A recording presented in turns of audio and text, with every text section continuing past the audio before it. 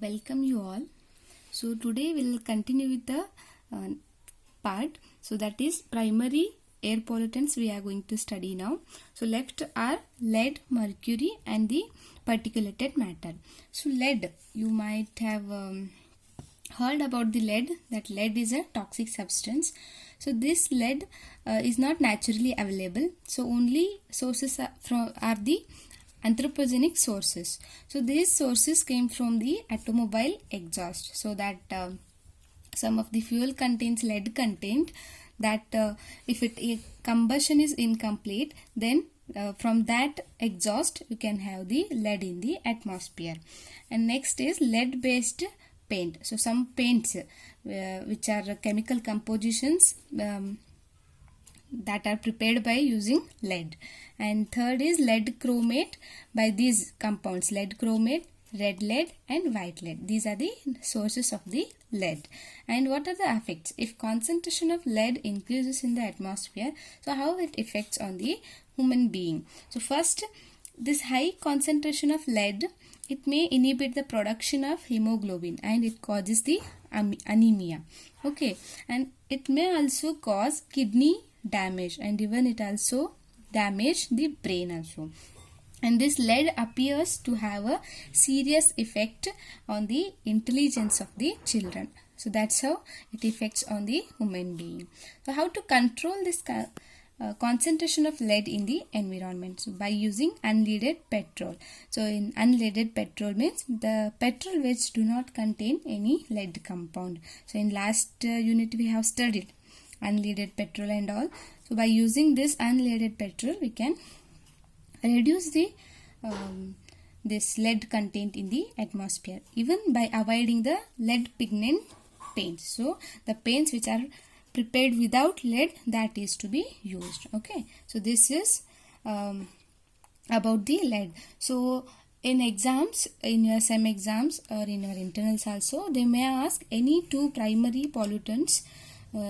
They will ask what are the sources of that particular air pollutant, effects and control. So they will ask for 5 marks. Any two they may ask. So in last year question paper they have asked lead and this mercury both for the 5 marks. Okay, so let us start with this mercury. So mercury also, this is very familiar element to you. This is also again toxic. So natural source.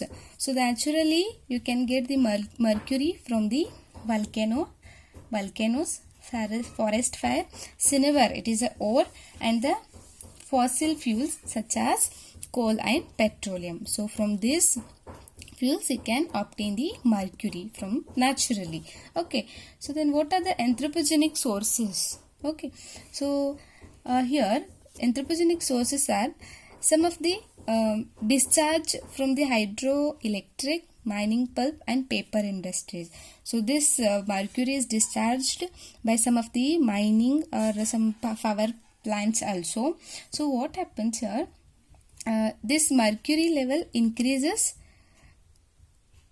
in the mining process. Okay, so these levels of mercury in the environment are increasing due to discharge from these hydroelectrical and mining and paper industries. Okay, so this is obtained from municipal and medical waste. And third one is, so this mercury is again comes from emission from the coal using power plants. Okay, so these are the some sources that are anthropogenic sources. So how it affects on the human health now?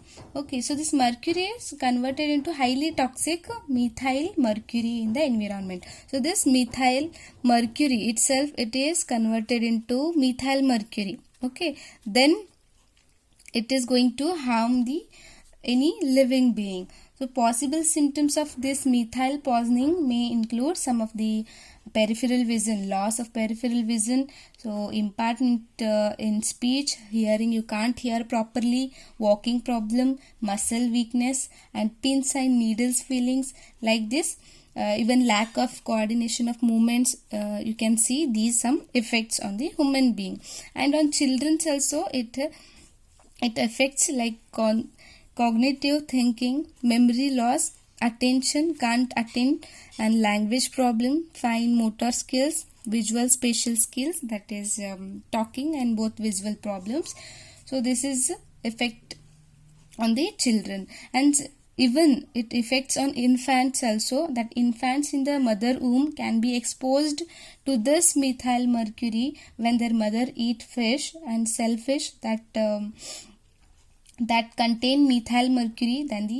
Then the brains and nervous system of the adults also get damaged by consuming this methyl mercury. Okay, so these are the effects. So mercury is too toxic, so it will mainly affect on the brain. Okay, so this is about the mercury effects. So how to control this concentration of mercury in the atmosphere? So by reducing the consumption of raw material and products generating mercury releases. So the material, raw material or material which generates mercury, that is to be reduced. And second one is substitution by non-mercury alternatives.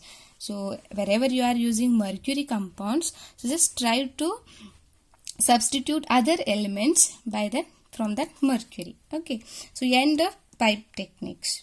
Okay, and waste management. So whatever the waste coming from those industries, paper industries, even mining, that is to be filtered or that is to be managed correctly. Okay, so last particular matter, last primary air pollutant left, that is your particulate matter, which is very, very important. Okay, so particulated matter, that title itself, it is explaining that particulated matter. So it is a particle. Okay, you can say the source from the nature is dust, storm, forest fire, etc. So you can observe the dust particles that are nothing but this particulated matter. Okay, so anthropogenic sources: soot produced during combustion of coal, wood, or any fuel. So soot is nothing but that is black material. You might have observed that when you burn any wood or coal,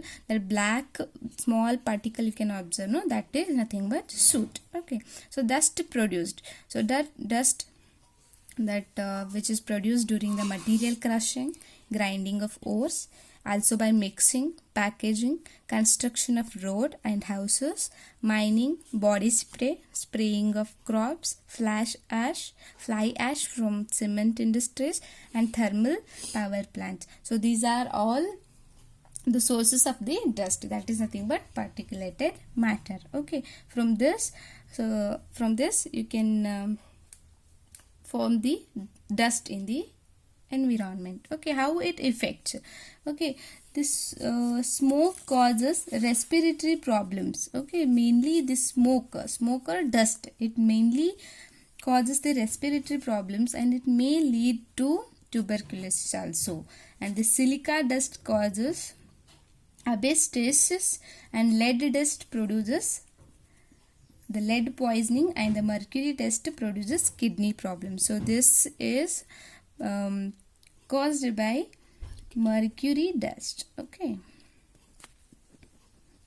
so how to control this? So some of the methods are there. So how to control this particulated matter in the environment?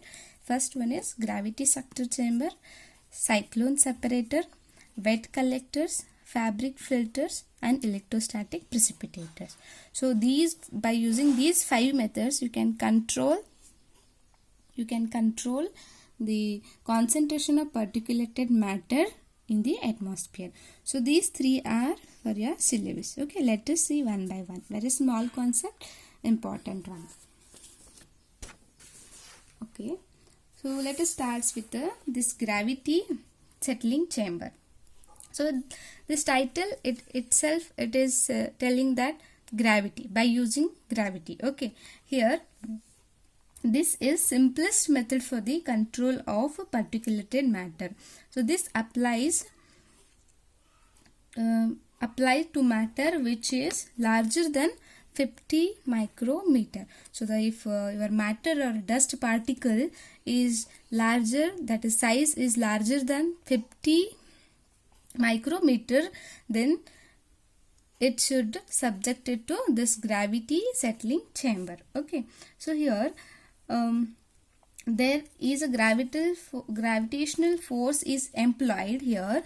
Gravitational force is employed here to remove the particulated matter with a velocity greater than 0.13 meter per second. So the velocity should be maintained, that should be greater than 0.13 meter per second, and they are used to control this chamber is used to control the emission of particle from the power plants, and also it is used in industrial sites. Okay, so this is all about gravitational settling chambers.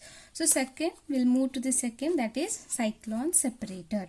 So cyclone, you might have heard about the cyclone, that is the movement of air, fast air. Okay, so here cyclone separator is also a gas cleaning device. This is a gas cleaning device that employs a centrifugal force. Centrifugal force is applied by instead of gravitation force here. Okay, so centrifugal force is applied by a spinning gas which separates the particulated matter from the carrier gas. So when you apply that gas, okay, that force, sorry, when you apply centrifugal force, then that separates that particular matter from the gas.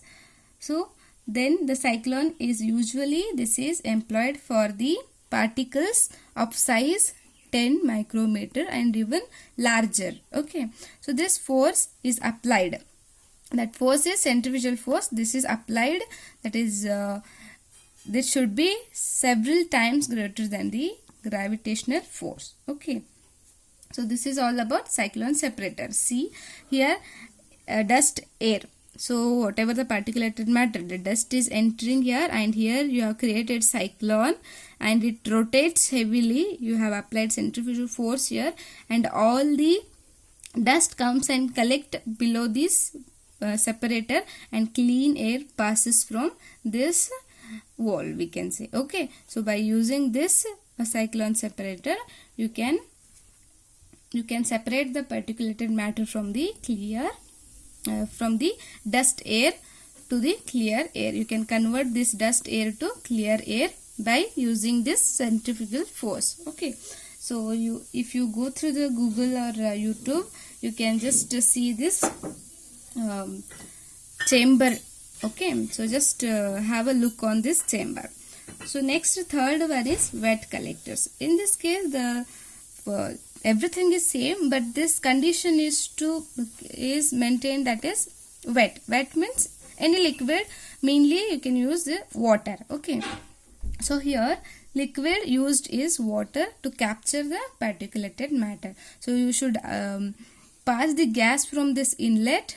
Okay, so that gas comes inside this chamber, and that particles that capture the water molecule, and the clean air passes from this out wall. Okay, so you should maintain the wet condition here. It may be water or any liquid you can take. Mostly mainly water is used in this case. Okay, so this is all about wet collectors. Here particle range is little larger, that is 20 micrometer. Okay, so this is all about the particulated matter. So here here we have completed all the particulate primary air pollutant, taking their sources, effects, and how to control in the atmosphere. Thank you.